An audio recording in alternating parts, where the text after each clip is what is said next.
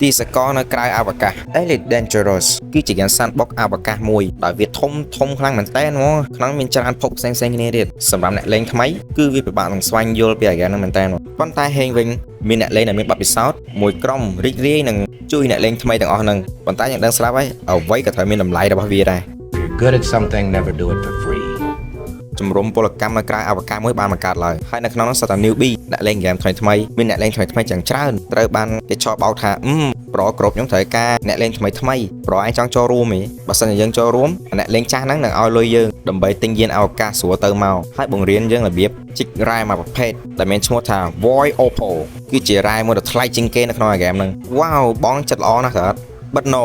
អ្នកលេងថ្មីនៅក្នុងជំរំហ្នឹងអាចឆាតនិយាយគ្នាធម្មតាប៉ុន្តែគឺវាត្រូវចាត់តាលេខពីពិភពកាយផ្សេងនៅក្នុងហ្គេមហ្នឹងបាត់ទៅហើយកប៉ាល់អ្នកលេងថ្មីហ្នឹងត្រូវបានសេរីវាធ្វើដំណើរបាន2ឆ្នាំនៃពលឺតែប៉ុណ្ណោះនិយាយចាំគេដូចជាប់គុក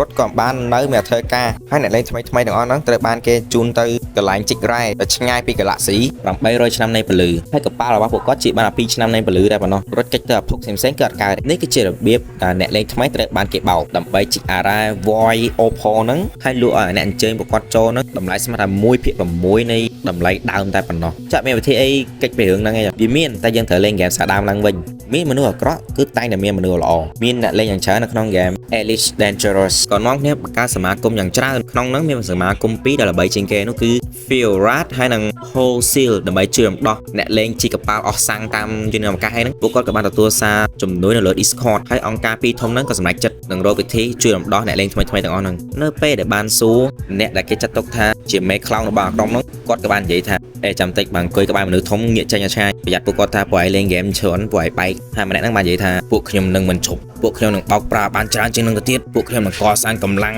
យោធាដ៏ធំជាងគេនៅក្នុងចក្រវាឡនេះហើយនឹងឲ្យអ្នកទាំងអស់គ្នាឃើញអំពីភាពមហិមារបស់អង្គការនេះពួកខ្ញុំនឹងធំធាត់នឹងគ្រប់គ្រងចក្រវាឡមួយនេះទាំងមូលអូខេបែកហ្គេមហើយច្បាស់ណាស់ team developer ក៏ដឹងរឿងហ្នឹងដែរប៉ុន្តែ Elite Dangerous គឺជាសង្គមខ្នាតតូចមួយហើយបើមានអ្វីហួសហេតុទេពួកគាត់ក៏មិនអាចធ្វើអ្វីដែលផ្ដាច់ការពេកបានដែរអ្វីដែលពួកគាត់អាចធ្វើបាននោះគឺប្រាប់ឲ្យអ្នកលេងថ្មីកុំជឿលើមនុស្សម្ដាយស្គាល់មេរៀនបានដកស្រង់បាននោះគឺហ្គេមគឺលេងឲ្យសប្បាយទេកុំបែកដោយសារវាមេរៀនទី2នោះគឺអ្វីដែលមនុស្សធំប្រាប់យើងកាលក្មេងឥឡូវយើងធំហើយធ្វើតាមក៏វាអត់ខុសដែរកុំទៅតាមមនុស្សប្លែកមុខមេរៀនទី3នោះគឺបើប្រហែលថាវីដេអូនេះស្ដាប់ដូចឈួតប៉ុន្តែនេះគឺជារឿងពិតដែលកើតឡើងនៅក្នុងកម្ពុជាយើងរាល់ថ្ងៃត្រូវប្រយ័ត្នរឿងការងារស្រួលប្រាក់ខែច្រើនណាយោ